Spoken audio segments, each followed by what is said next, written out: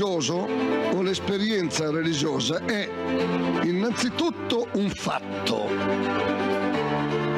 un fenomeno obiettivo, un fatto reale, non è un'idea, innanzitutto non è un modo di sentire, non solo si tratta di un fatto, di un avvenimento, ma del fatto più imponente e più inestirpabile della storia dell'uomo.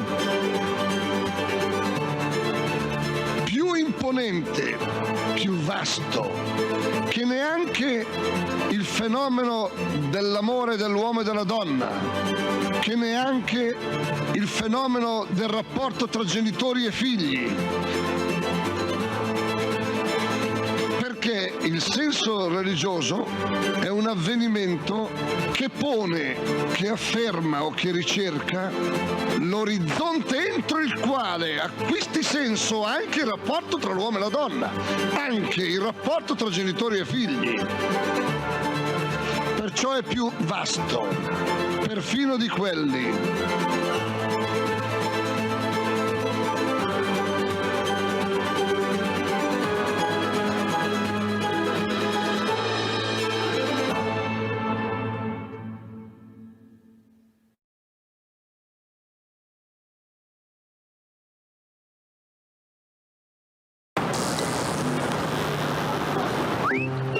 Quello che ti serve quando ti serve.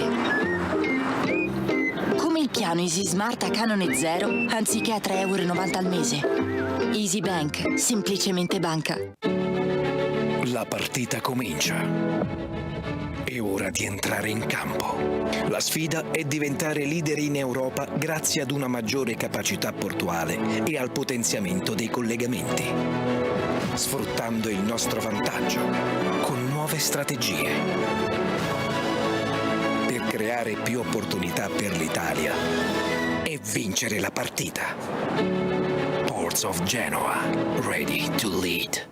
10 racconti di solidarietà e aiuto concreto. Storie ricche d'amore, riscatto, coraggio e cura. Storie di persone che donano e che ispirano a costruire una società inclusiva. Una mano a chi sostiene. Storie.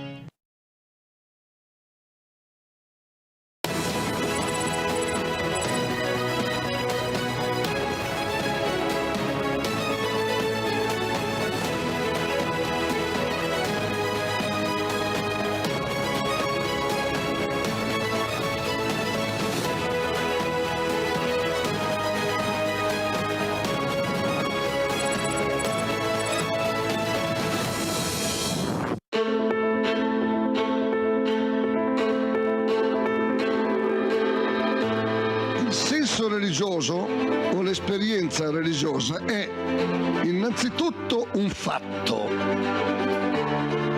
un fenomeno obiettivo, un fatto reale, non è un'idea, innanzitutto non è un modo di sentire, non solo si tratta di un fatto, di un avvenimento, ma del fatto più imponente e più inestirpabile della storia dell'uomo. Più imponente, più vasto, che neanche il fenomeno dell'amore dell'uomo e della donna, che neanche il fenomeno del rapporto tra genitori e figli. Perché il senso religioso è un avvenimento che pone, che afferma o che ricerca l'orizzonte entro il quale acquisti senso anche il rapporto tra l'uomo e la donna, anche il rapporto tra genitori e figli. Perciò è più vasto, perfino di quelli.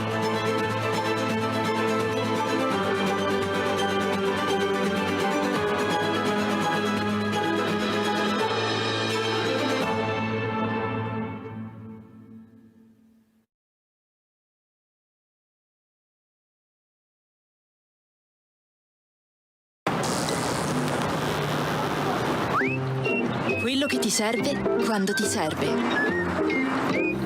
Come il Piano Easy Smart a canone zero, anziché a 3,90 € al mese.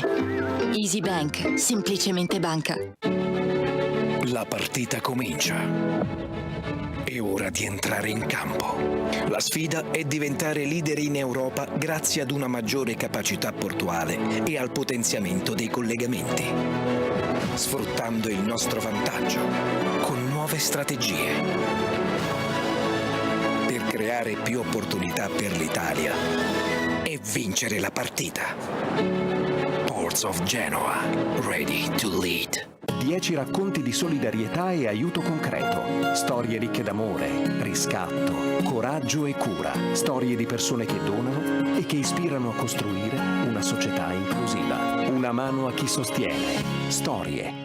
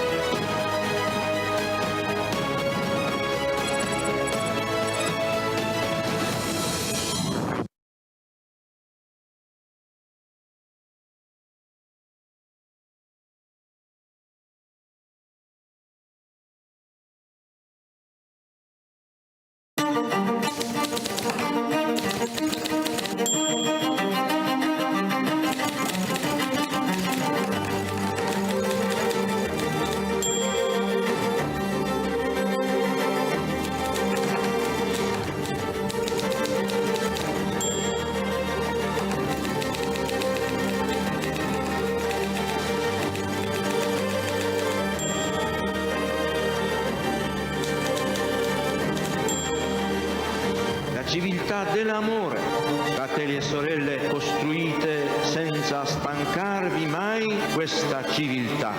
Lavorate per questo, pregate per questo, soffrite per questo.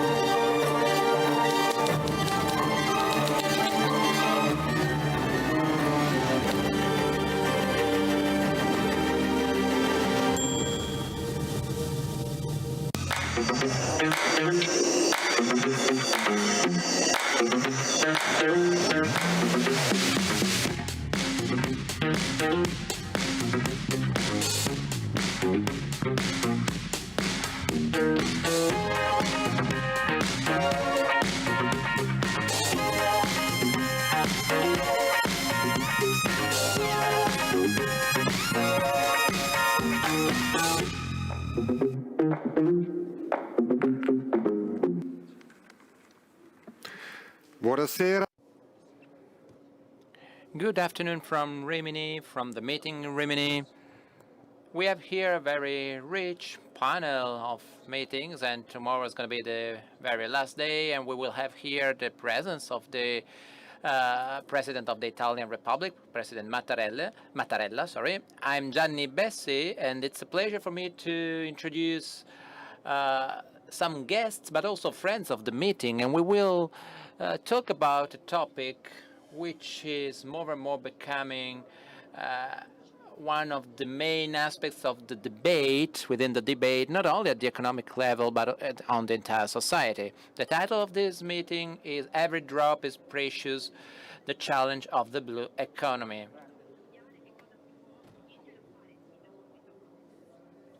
Let me start by thanking the meeting for this invitation, and I would like to thank also the organizers and the entire organization which is behind this event. So a round of applause for the volunteers and all the people working for this event.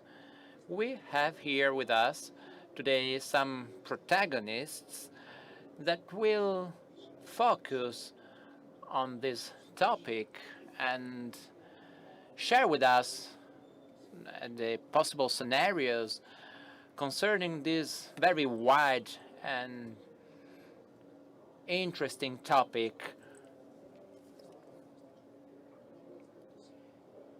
Yesterday, the Nobel for Water has been awarded to an Italian person, and just a few hours ago, I learned that Indians are landing on the moon in order to look for the so-called blue gold. So this is the context, the scenario in which we are living. So let me start by introducing our guests for today. So let me start with President Signorini, President of the Western Ligurian Seaport Authority, and then Giuseppe Catalano, Chief of Staff of the region Puglia. Then we have Tonino Bernabè, who is the President of Romagna Acque, and last but not least, the President of ACEA, Barbara Marinali. We also have a connection with the Chief of Staff at the Ministry of Agriculture and Food Sovereignty, Giacomo Aiello. So good afternoon and welcome with us. So the blue economy is one of the main challenges for our planet and for our life. I believe that the social, political and economical system shall focus in a very detailed and professional way in order to project and to plan such a resource which is extremely important. So starting from the title of the meeting of Rimini, so human existence as an inextinguishable friendship, I think that we can also say that water is something which is vital and essential for our life and for our survival. So let me immediately start this talk. And I would like to start with Tonino Bernabè, President of Romagna Acque. Romagna Acque, we already know each other. And in order to start and have a very direct relationship with our audience, the audience here in the room, but also we have an audience connected online. So in your opinion, what are the possible developments and the possible scenarios for a company which manages infrastructures such as the Diga di Ritracoli, which is a very important one, playing a key role in the region Emilia-Romagna? This has been a turning point in the management of the water for this region, and considering also the recent events that happened in the region Emilia-Romagna. Thank you, Gianni, and good afternoon, everybody.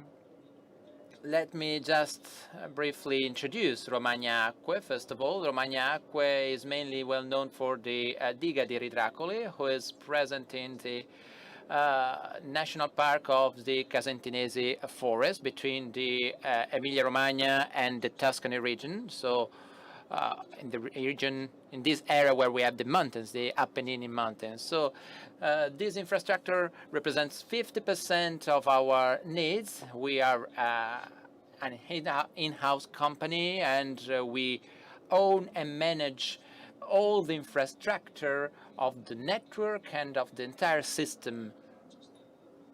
Furthermore, we are also managing part of the integrated system, so collection and distribution of water through the main networks on the territory.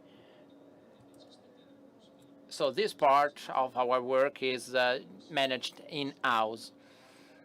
In the region Romagna, part of our activity is also to support and to fund some works. And for example, we work in the area of Rimini to protect the area of the beach.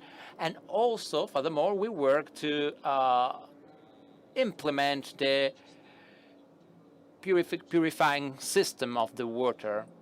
So I think that from an industrial point of view, the possibility to create such kind of an investment for the territory, considering that the aqueducts are created and developed in the area, in the local area, with the goal to work efficiently, to manage efficiently the service. The main goal is to have a sustainable funding of this service. And We shouldn't forget that we have the RERA regulation body since 2011 that is providing us some constraints and references in terms of fees and costs, and now we're looking forward to receive very soon the fourth regulatory method, which shall be published very soon, and we are now approaching the fourth regulatory period. So we are now waiting for the answers, because 2022, 2023, there's been a very challenging situation with the flood, with the climate change, the energy crisis,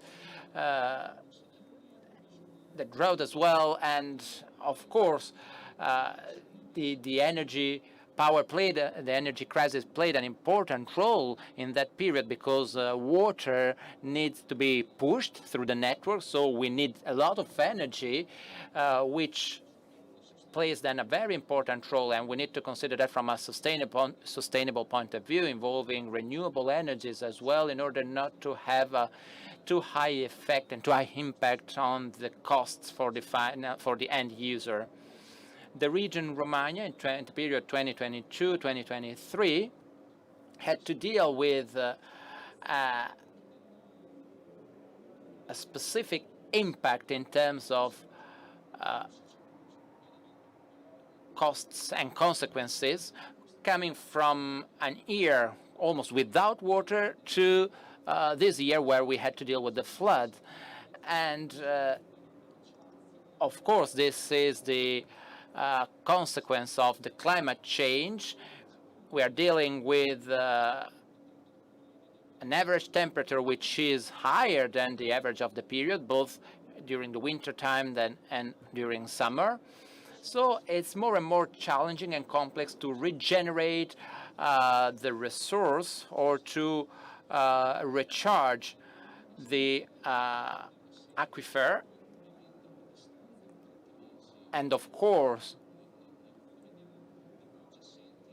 after several months without any rain, we know that we may expect floods, as it happened last May.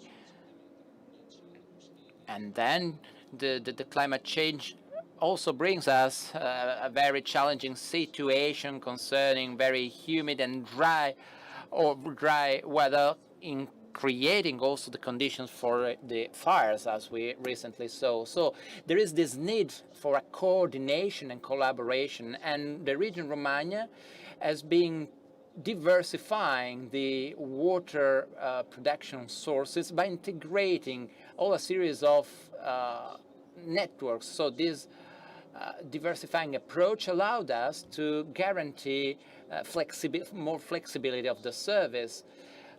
The territory plays a very important role as well, because the region Romagna has more than 1 million inhabitants, but during the summer period there are a lot of tourists, and there are also a lot of conferences and events organized in this region. And we shouldn't forget also the role of agriculture, because the civil use of water has a lower impact than the agricultural world. So the availability of the water depends on all these aspects. In 2021, we had the crisis of the River Po, because the River Po is another very important infrastructure that feeds our needs of water. And we have, for example, the Canale Emiliano-Romagnolo, or the Cavo Napoleonico channel, that channel the water and guarantee the availability of the water for several different uses. And this is what guarantees us the security and the availability of the water. In Ravenna, in the city of Ravenna, we have the petrochemical plant, and there again there is a huge need of water to cool down the equipments. And we also have the park of the Delta of the Po, River Po, which plays a very important role. So, of course, water is very important for several different reasons, and we need our country to define a clear strategy. According to our constitution, regions are responsible to manage the water system, and the Italian constitution has an article focused on the defense of the national heritage, but we need a clear strategy, because if our country collects only 11% of the rainfall water, the availability can be explained considering the fact that if the rainfall frequency changes over the time, but also the quantity of the rainfall changes, of course this can have an impact on the economy as well. Last year, the economy of the Po Valley, the Pianura Padana, has been deeply had to deal with these consequences of the reduction of the rainfalls. So this fact of having an organization based on a network, on a system, and a plan, as you mentioned. So what is, in your opinion, an action to be taken, or a strategic infrastructure, or maybe a dream that you may have in order to try in the future to achieve a specific goal for Romagna Acque? Well, I think that organization means improving the efficiency, the way we manage the resource. So being able to keep a higher quantity of water in terms of efficiency of the infrastructure and the network. So this is one of the main objectives, but also increasing the possibility of our local system to collect higher quantities of water. So we need to know how much water is needed by the territory for the agriculture, for the industry, and for environmental needs. And another aspect, another fundamental aspect on which we should focus together also with the agricultural world is the use that we're doing, and strongly pushed by Europe as well, because in Italy, out of 9 billion cubic meter of rainfall water, we use only 4% of this water. So if we can optimize this percentage and improve it and use this water for industrial use, we will be able to save drinkable water that can be used for other purposes. So we need to use these resources in a better way. And the fundamental aspect for the region, Emilia-Romagna, will be also to the possibility to create another important, another big dike, and this will allow us to face the challenges, because thanks to this infrastructure we can try to advance the potential risks and avoid having to face the risks in a situation, in a condition of emergency. So if we are able to make some investments in order to generate a positive approach in the territory and reduce the risks as a consequence, we will make sure to collect all the water that we need when rainfalls are at the highest level, and at the same time we will reduce the risks of floods. And another topic, very important topic, is the protection of the soil. So we are dealing with soils that have been exploited too much, and this had a consequence on the possibility of the aquifer to properly absorb the water. As you already understood, our guests have a deep knowledge in this field, but we will focus on some keywords that we have in this session, so territory, networks, and different kind of works. So I would like now to leave the floor to Giuseppe Catalano, who is the Chief of Staff of the region Puglia, which is a region that is developing all a series of measures, not only concerning water, but we are talking about a region which is on border. And I think that the experience of the region Puglia is very useful for everybody. So I'd like you to introduce and explain us what you're doing and also what you have been doing in terms of regional planning and the relationships you have also with other regions or with other territories beyond Italy. Thank you very much for this opportunity and for this invitation. It's always a cultural step forward, the possibility to come here to the meeting, because we have the possibility to share ideas and to have a real debate. This is what our country really needs.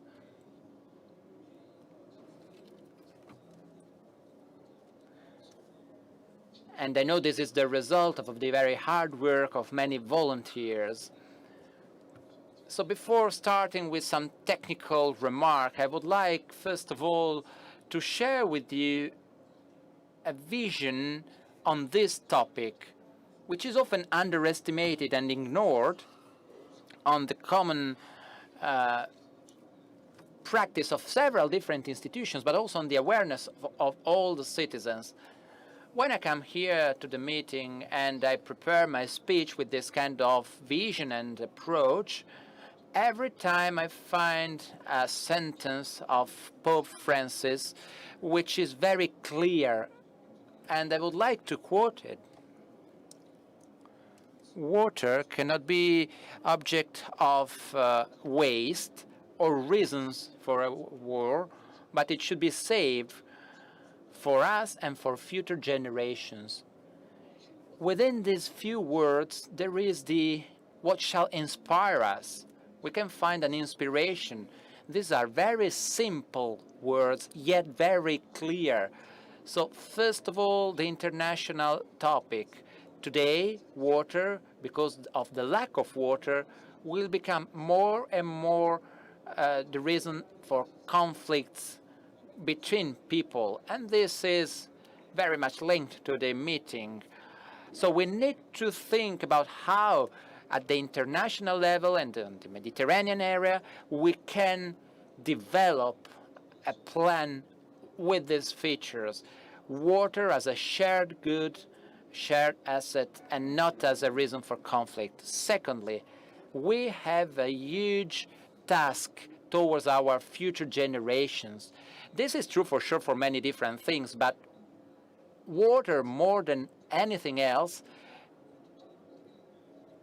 is important within this context. Every time I see a child and I think at my kids, I think, what am I doing in order to guarantee them at least what my generation had? Because actually, in many cases, the situation is negative for them.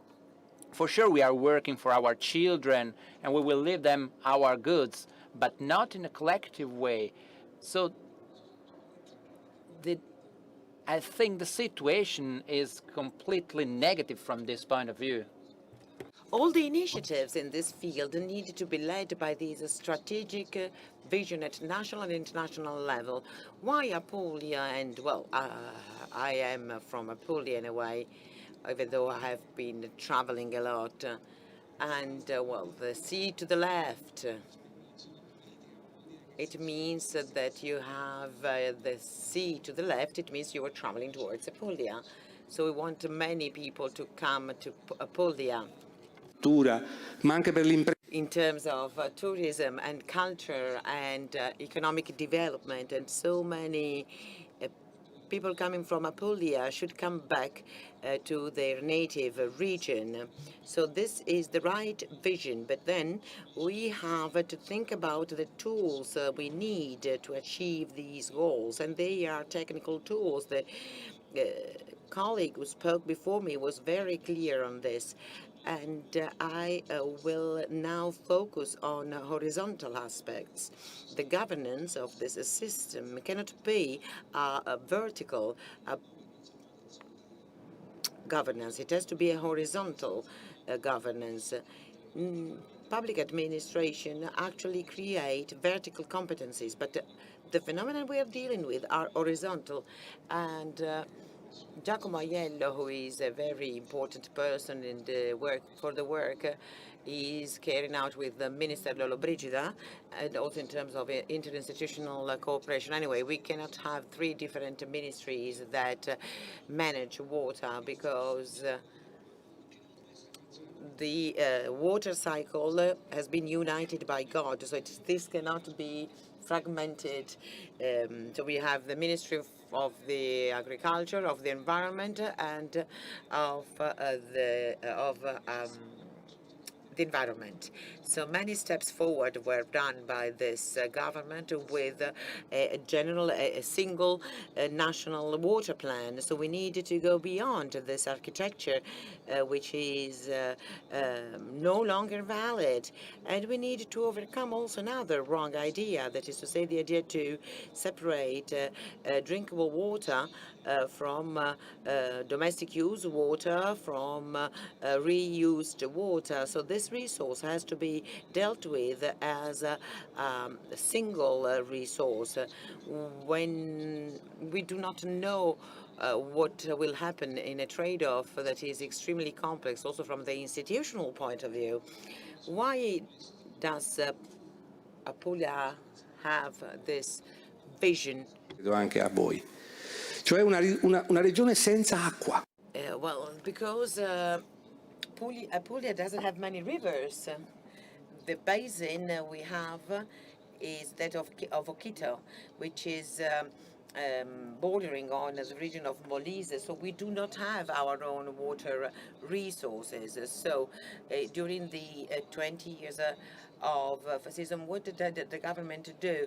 It created a way to manage together the water of three regions, Campania, Apulia, and Basilicata. So this body actually managed to invest in technologies, and this is what we're doing today. We are investing in technology and in cooperation. So this example of the Puglia aqueduct is a very important one.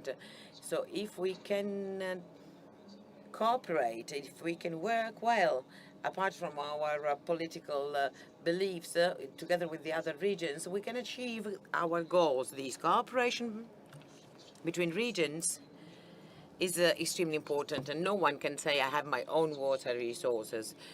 Also for big regions like Puglia, it's the same as it is at international level. In the Mediterranean, ratio between available water and number of inhabitants is critical, and this situation is going to get even worse if we take into account the need for water and the increase in the population of Northern Africa. So we cannot avoid tackling this problem and approaching this problem at international level. So regions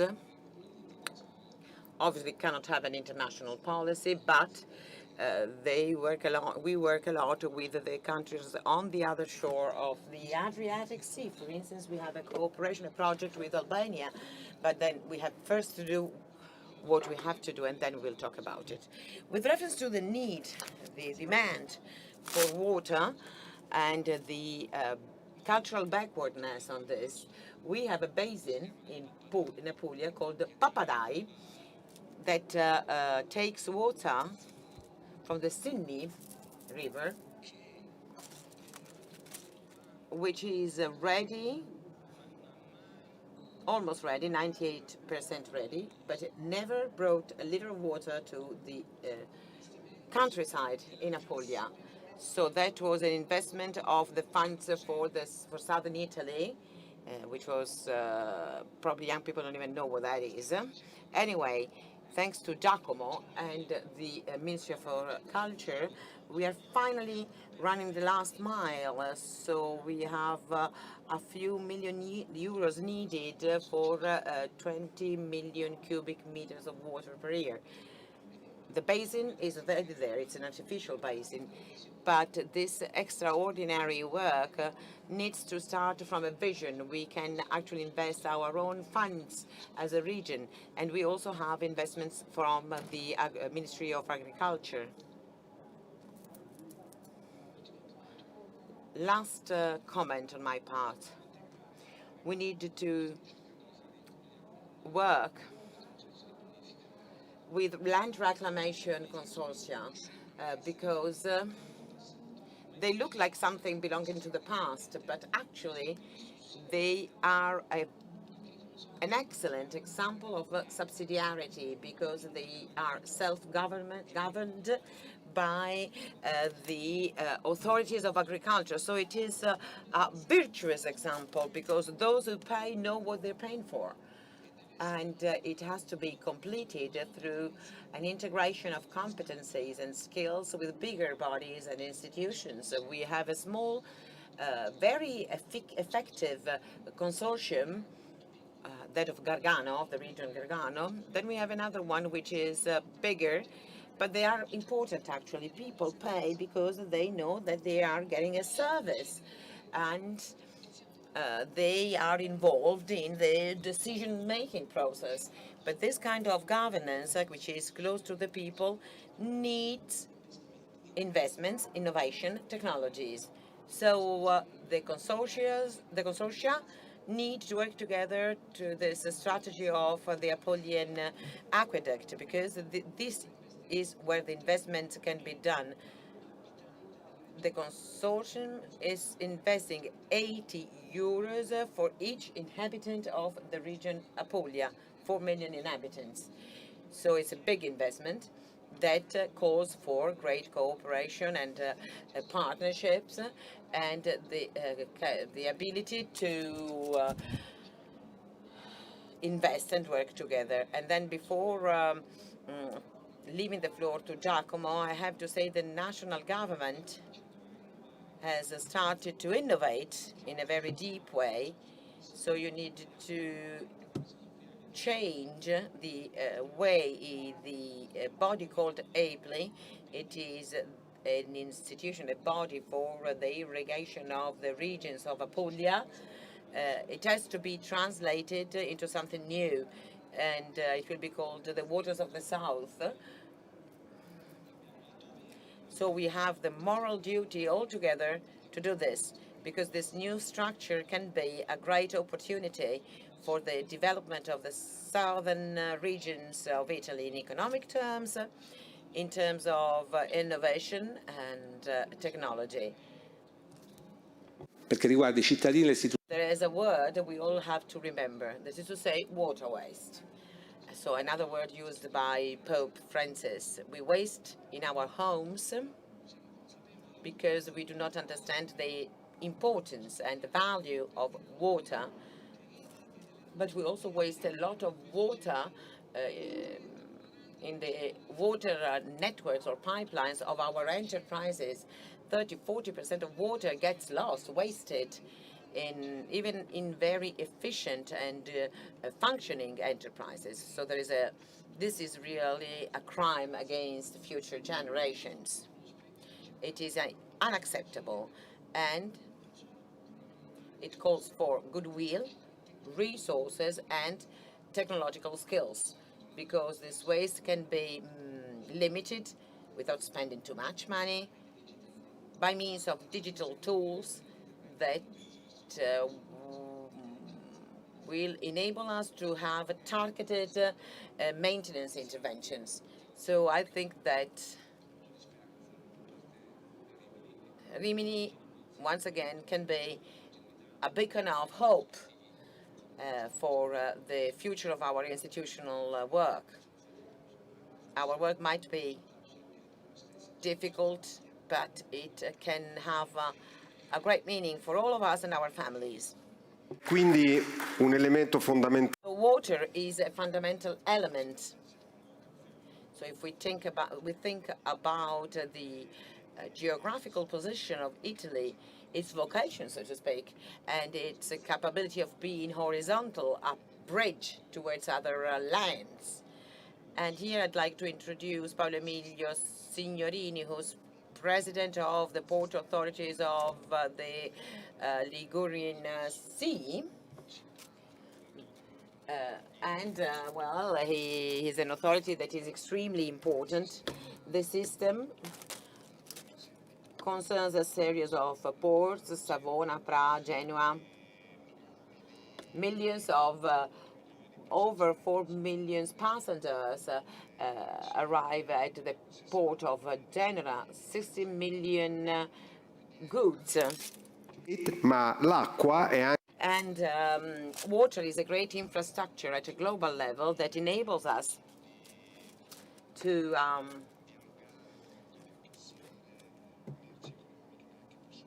trade goods, but also to trade, so to speak, people and cultures. So I'm asking you, what's your point of view in the relationship between water and the territory, not only from the economic point of view, but also this idea of multidimensionality and relationship between the human being and water. Thank you for the invitation, and yes, I will talk about two main things, two words. Sustainability is the first, the second one is competitiveness. So one of the most important ports in the country, that of Genoa, with reference to water as a means of transport and how these two concepts are tackled. 90% of water transport of transports in the world is water transport. So if you think about the different transport modes, railway, road and water, 90% is water, because there are no problems in terms of space with big oceans. So you don't need infrastructures. You don't need to build tunnels and roads. So it is a very, very economical way to transport goods. But then there are other kinds of problems. First of all, those linked with sustainability. Environmental sustainability, first of all the boats and the ships whose number is increasing in the world, and the all ports activities have an impact in terms of emissions. All the infrastructures that are built in European, Italian ports, docks, for instance, have an environmental impact.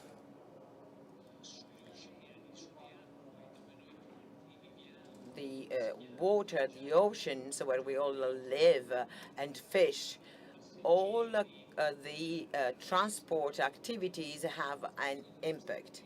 So we need to pay attention to this, the aspect of environmental sustainability. But there is also another kind of sustainability, that is to say social sustainability. I don't know if some of you live in port cities, but Italian ports and European ports in general are completely embedded in the cities. Let's think about what can mean in terms of traffic. There are about 6,000 heavy means of transport going back and forth from the Genoa port every day. Let's think about the investments needed and the coexistence of ports and cities, or the building sites and what they mean for the citizens. But there are other aspects, maybe less known, that is to say, the positive impact of technological innovation and digitalization and automation on employment. If you look at the biggest ports in the world, on the docks, you won't see any human being. Cranes are automatically maneuvered. The containers are moved automatically. So there are no people there, no workers. So when we talk about social sustainability, we have to pay attention, to be cautious, because, well, not everything comes for free. Then there is the aspect of competitiveness. What does our country do in order to be competitive in a sector that is so crucial? If 90% of goods are traded by water, obviously it is important to have competitive ports. Italy, because of its history, because we are surrounded by the sea, we have some benefits, but we couldn't really always take advantage of these benefits. We have two great phenomena that marked the last 30 years of shipping. First of all, naval giants, this transport of goods on the water is done with the ships that are bigger and bigger. But this makes it necessary to the ports to move their dikes, to have basins that are very deep, to have high performance docks, high performance cranes. All this is expensive. It costs billions of euros. So if you think of, for instance, about the United States, in the 90s, the United States, up to around 2010, the United States said, we do not need to change our ships and ports because of the enormous ships coming from China and Japan. On the contrary, the ships need to adjust to the dimensions of the ports, but now they had to give up. They're creating new dikes, they are changing their ports. This because economy is a great force if you need to be competitive. Then there is a second element. In the 90s, we had Italian enterprises and harbor and port workers, workers in the shipping sector that were all Italians. Nowadays, in all the shipping sectors, in all the different activities that are linked with the shipping, we have world operators who decide the rules. So we have port authorities like that of Genoa needs to dialogue with COSCO, with Singapore, with MSC. So we're talking about billions of containers. These big cargoes full of containers in our ports. The great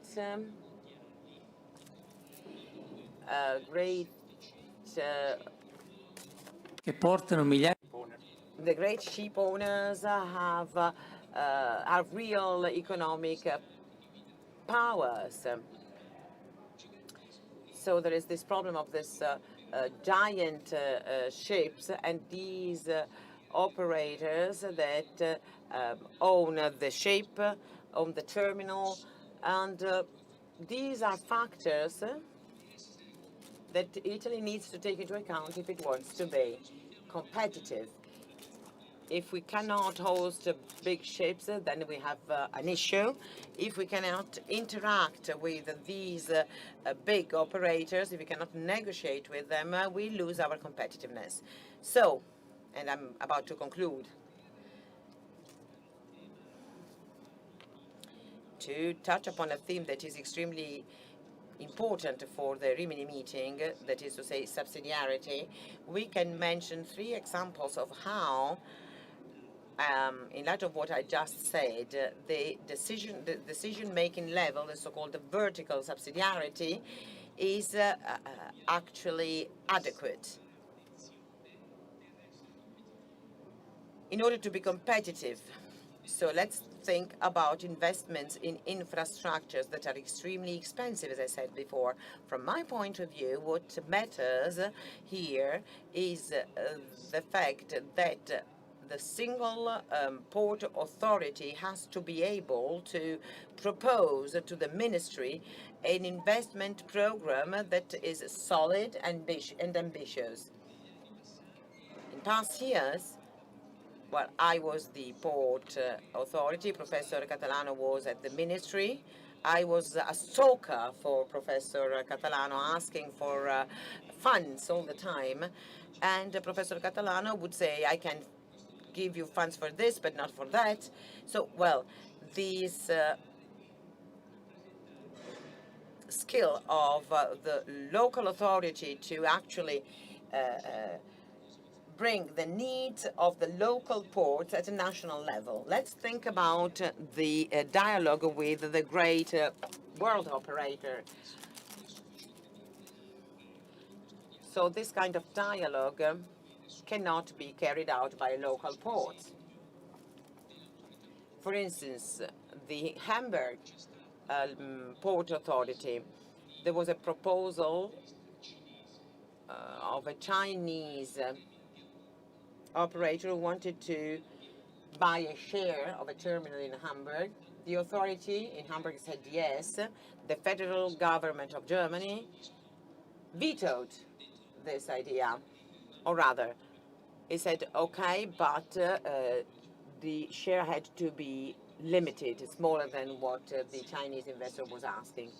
So if you want to negotiate with such a big subject, there is the need for the central government to play a role. Per fare una provocazione, direi I would say that this is like the so-called golden share. So this is an aspect that has not been taken into account. So water is another important topic. And then you have heard, because of the war in Ukraine, and after the pandemic, you have heard terms like friendshoring, nearshoring. So we delocalized production of many products, shipping products, in the Far East, for instance. Now we could have a return of these productive activities near us, nearshoring. And thus, Italian ports need to be able to competitive, to offer the right services, or, and this is an extremely important reflection for our country, friendshoring means when you think you have to change your supply markets. Italy, from the energy point of view, was strongly dependent on the imports from Russia. We are now moving towards other markets that are maybe not so close as, for instance, the United States, to have an energy policy that is adequate to our ports. So this is an international problem. It's not a national problem anymore.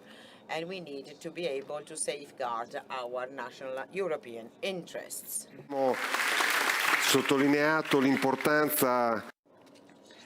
We stress the importance of this system, but we need sustainable development for sure, and it should be supported from a social, economical, and political point of view.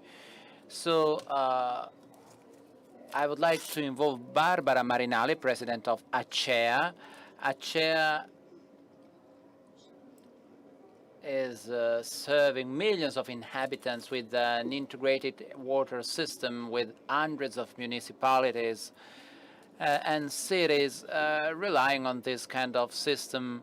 And there are several different data and figures to be shared concerning water and energy.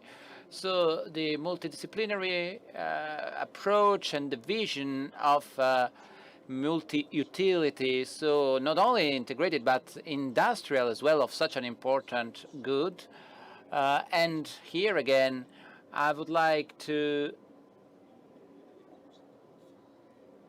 add a couple of suggestions about what can be done, or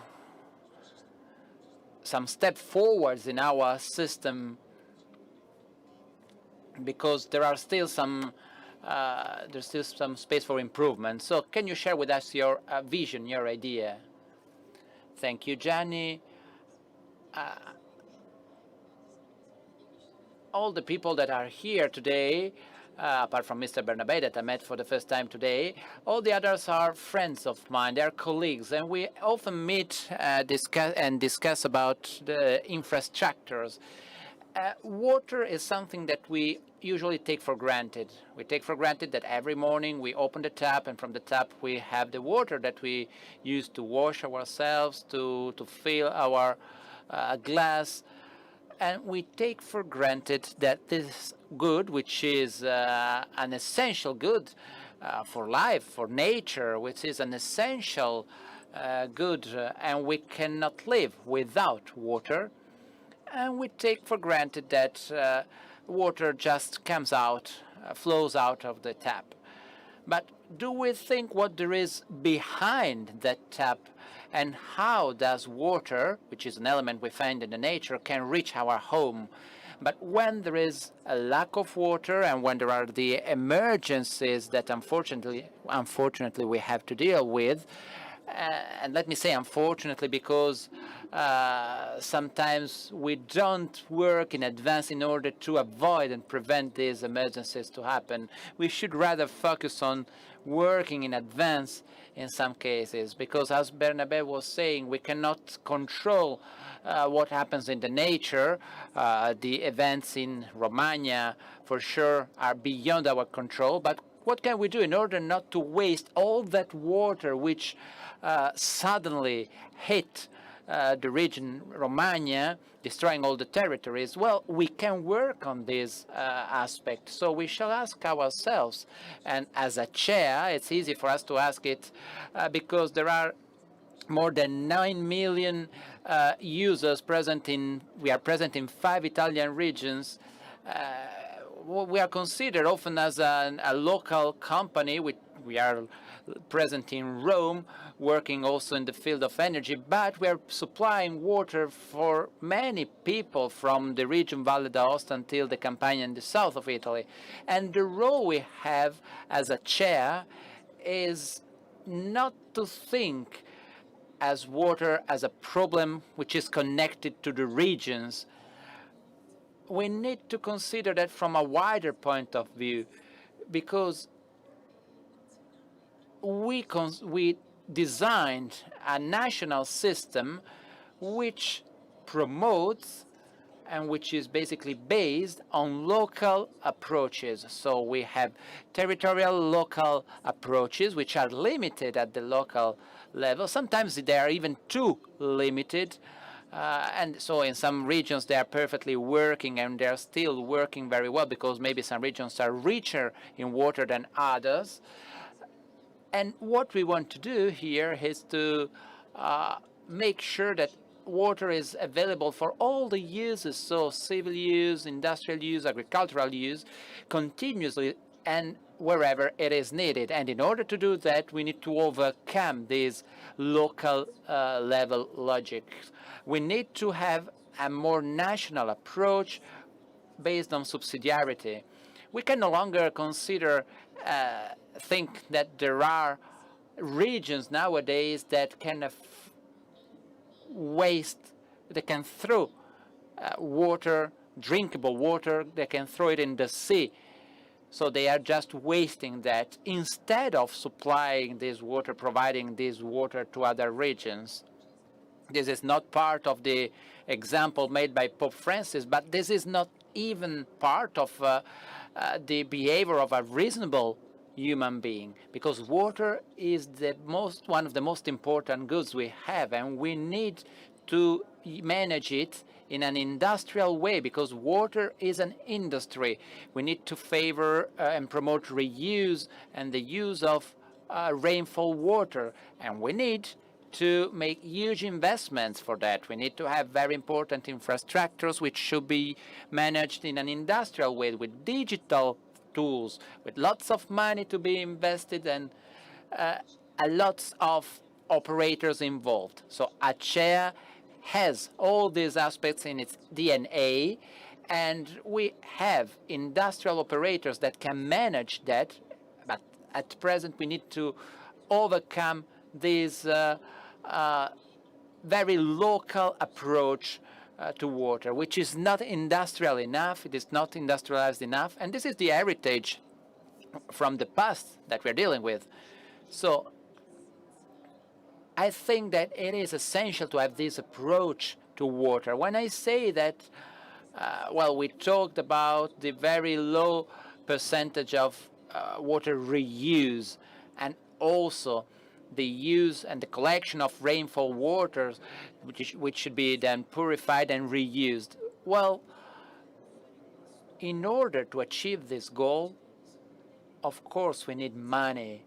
So the question could be, where can we find the money? Should it be always the state to provide this money? Well, for sure, we need public support, but we need also to have adequate costs and rates. Yesterday, Stefano Besseghini, who was the president of the Energy Authority, so including water as well, he made an interview, and he said that we absolutely need to create a supply chain which is industrialized for water. We need to collaborate with the central government, involving authorities and operators, in order to make sure that we develop a dialogue from a national point of view, and allowing the use and reuse of rainfall waters, starting to consider these actions as investments that can be repaid or paid back by the costs and the fees, actually. So on the one hand, we should consider water as a public good, but on the other hand, we need to have the needed investments in order to make the system more and more efficient. Of course, we need to find a balance, reducing the consequences and the impact on the end users, and we can do that, and we can rely on an authority which can guarantee this result. We need always to keep in mind that this element is essential for the life of every human being, for every industry, whatever industry, because from tourism to the steel industry, from microchips to agriculture, without water, we cannot do anything. And you can't even imagine, or maybe you can imagine, but it's amazing for me to think how many liters of water are needed in order to make battery for a mobile phone. So the industry of microchips, for example, absorb huge amounts of water, and all technological industries are requiring huge amounts of water. So we need to think about it. I understand, I know that the Apulia region doesn't have water, and they had to invent a solution, relying also on a very good know-how, in order to make sure they can rely on the water they need. And they became an excellent example, not only at the national level, but at the international level. We were in Bari a few days ago, and there were Israeli people that are the best ones maybe managing water, because they have even less water availability than the region Apulia. And we were comparing our experiences there. So I think it is the moment now to start having a national approach. The crisis of gas taught us that being dependent on someone else for something that allow us to survive and to live, it's not good. So in Italy, we have water. What we don't have is water always where needed. So we need to create an integrated system allowing us to have water transported where needed, and not to waste the water where there is abundance of that. So the same way we have a national energy network, we should have it for water. I know that it's not something easy, but I think that if we have a region that is not self-sufficient from a water point of view, I think it's crazy and not acceptable that the region close to that region doesn't provide the surplus of water they have. Now, in this moment, there is a relationship going on between the government, authorities, and operators in order to achieve this goal. I really hope we'll go ahead through this path, because that's the way we need to go through, developing more and more debates, dialogues, agreeing also that the costs, investments which are needed for these infrastructures. This is already a good step forward, a very good news that we are looking forward for. Il nostro capo di gabinetto nel Ministero Our Minister for Agriculture and Food Sovereignty has used metaphors even from the football world.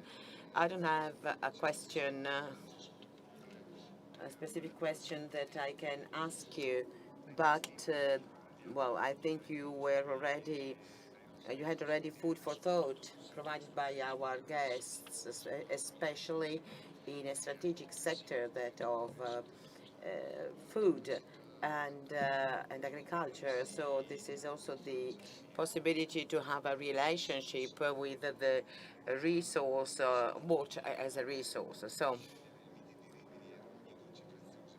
each drop is precious. Well, this is true in agriculture most of all. So I would like to ask you, quali sono what is the focus of your what do you think is necessary to do in the next few months? Thank you. Grazie a voi, un saluto a tutti quanti. Thank you. I'm really sorry not to be there in Rimini, but well, I had other commitments and I couldn't really come to Rimini. So many things I've heard before my speech, and I agree with most of them.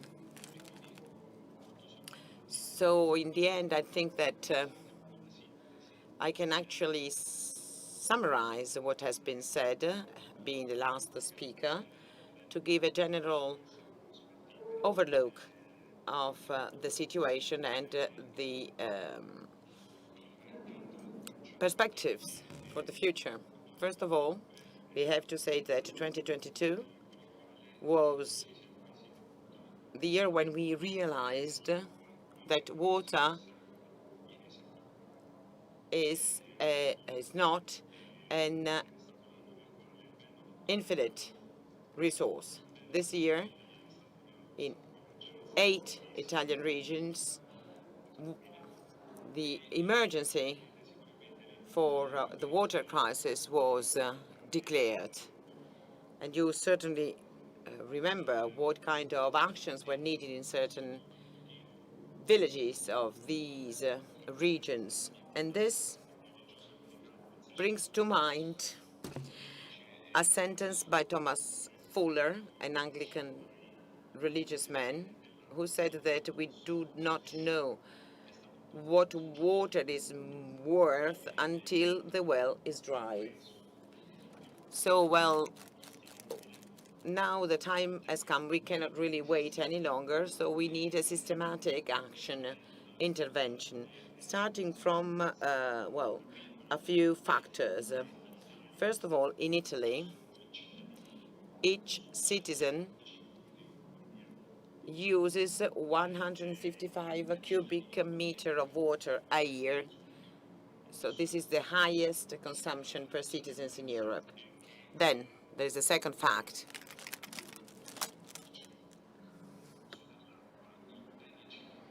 %50 of water consumption goes to agriculture, 21% to industry, 20% is drinkable water, and 6% for the production of hydroelectric energy. Then there is another fact. We have problems in capturing rainfall. Only 11% of rainfall is actually collected on the national territory.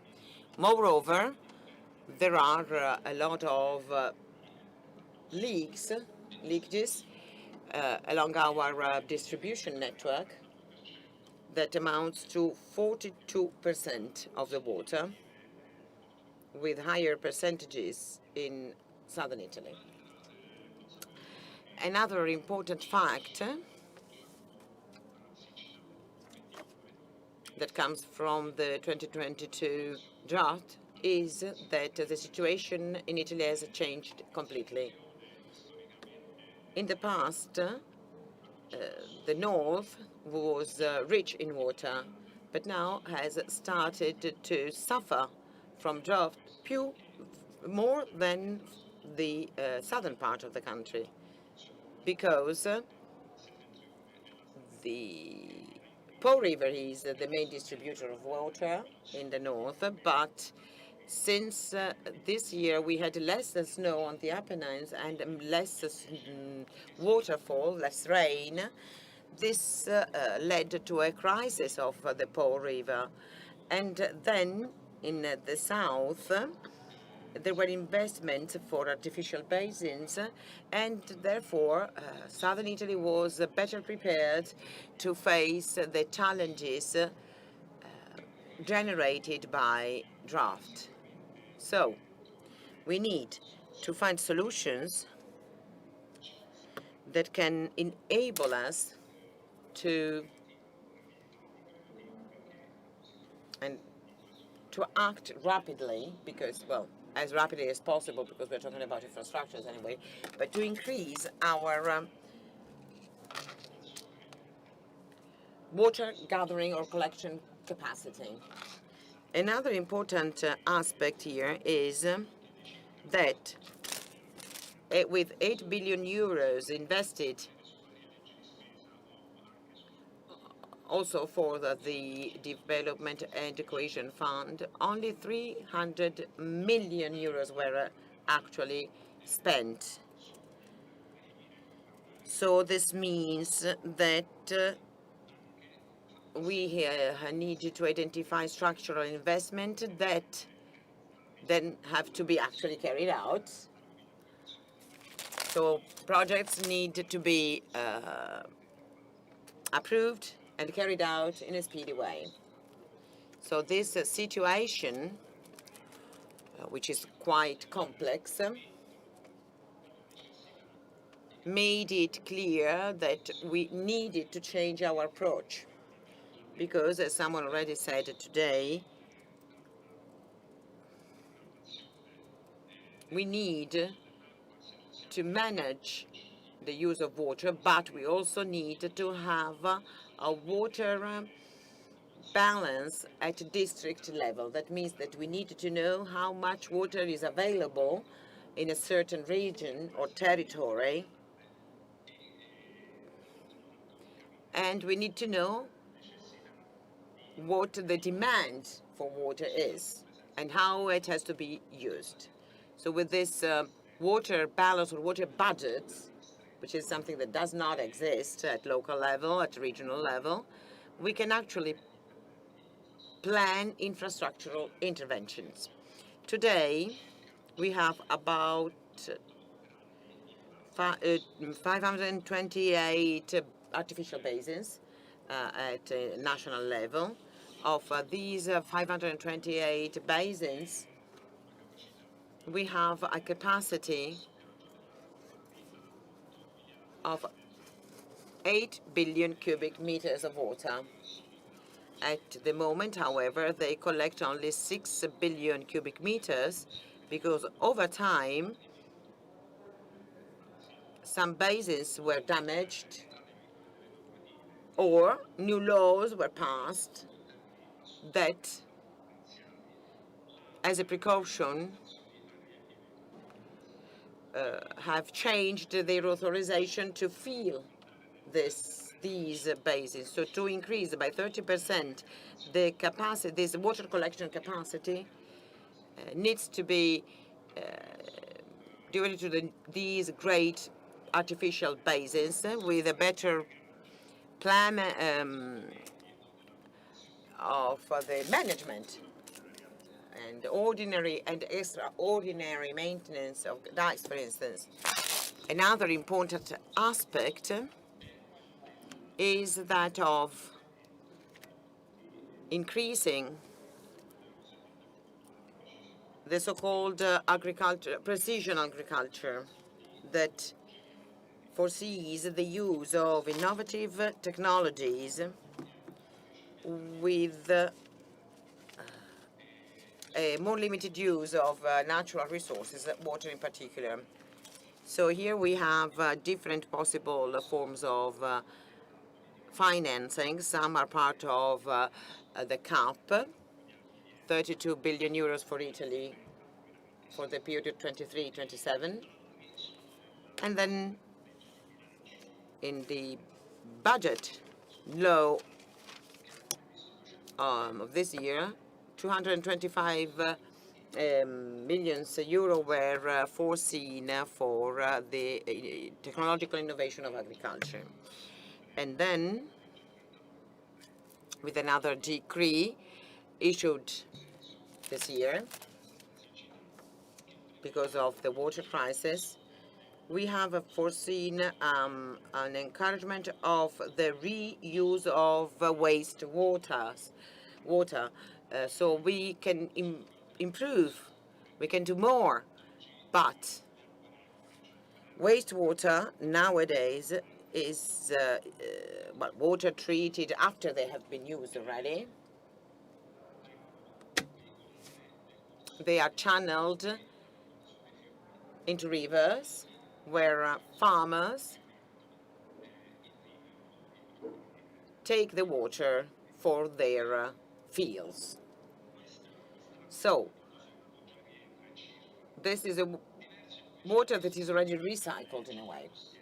Whereas in coastal cities, and I think about, for instance, Genoa, because Paolo Signorini is here, who's a friend, cleansing plants treat the water and then let it flow back to the sea. It would be useful that this clean water were reused after it has been analyzed on for its quality level. It should be reused in agriculture. Then there is a third aspect, that is to say,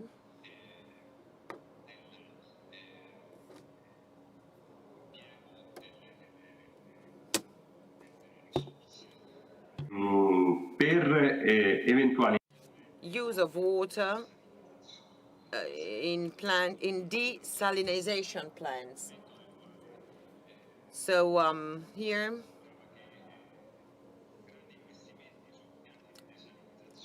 in the past we thought there were going to be great investments which could apparently solve all the problems, but this is another topic that needs to be tackled from a broader point of view. It is a problem of tariffs. And if we have 1 cubic meter of water that is being produced through desalinization, and it costs €1, and it can be used as drinkable water, as for instance in small Italian islands that are not very well connected to the continent. But these plants are not enough to meet the needs of agriculture, where the cost is now 0.016 each cubic meter of water. So this desalinization can also be a way to face the water emergency, but we need to improve the technologies we use. and the final product needs to have a sustainable and affordable cost. I hope I have given you a clear picture of what we did. It's a very interesting program. It's more than just a summary, actually. So, actually, we are now running out of time. Di poterlo dire, fare un po' scusate, il moderatore. I have to do my part as a moderator, but anyway, I have a couple of things to say before closing. Every one of us in our everyday life can do something good for our society so that not a single drop of water goes wasted. Then every one of us, as our guests said, well, our guests thanked us for involving them here in the Rimini meeting, so each and every one of us can support the Rimini Foundation, Rimini Meeting Foundation, with a donation. You can find the stand with the red heart, with the writing Dona Ora. Young volunteers will ask you to donate, and you can find all the links and references to also donate online. And you can recognize the young volunteers to whom you can actually donate. They are those with the red T-shirts. So thank you, everyone. I would like to thank the minister who is connected online. Thank you all, and I was well, really thrilled to be here, and I do believe that it has been a very fruitful event. So no waste tonight. Thank you. Grazie. Grazie.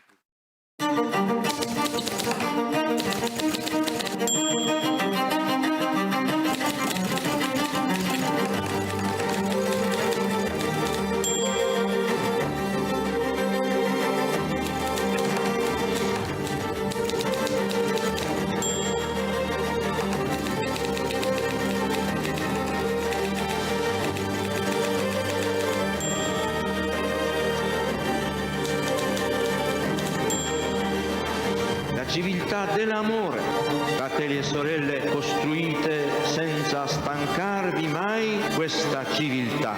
Lavorate per questo, pregate per questo, soffrite per questo.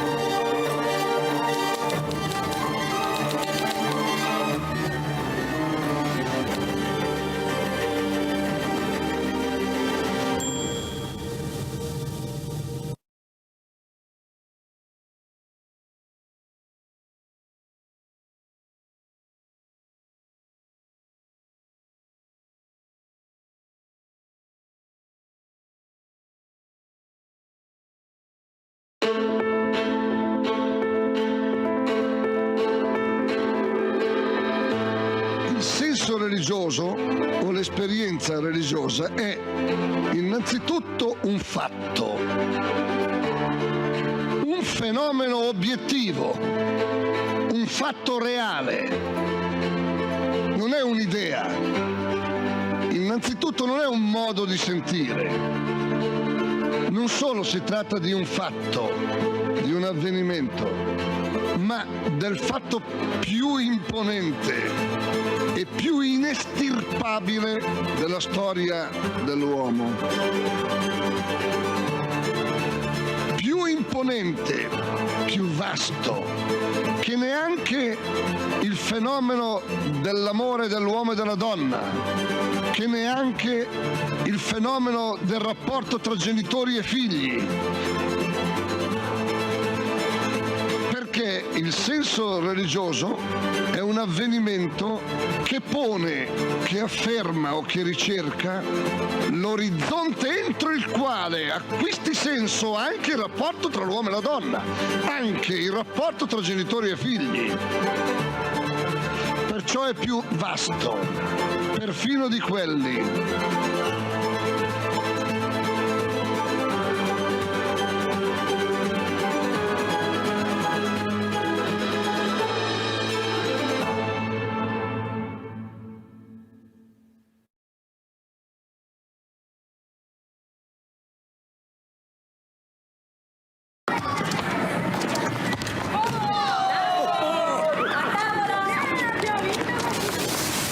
Quello che ti serve quando ti serve. Nasce Easy Bank, la nuova banca digitale di Intesa San Paolo. Easy Bank, semplicemente banca.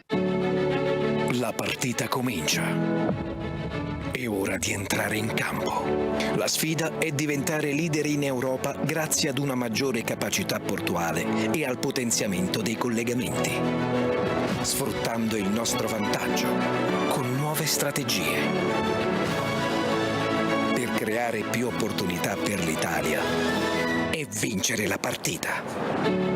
Ports of Genoa, ready to lead. 10 racconti di solidarietà e aiuto concreto. Storie ricche d'amore, riscatto, coraggio e cura. Storie di persone che donano e che ispirano a costruire una società inclusiva. Una mano a chi sostiene. Storie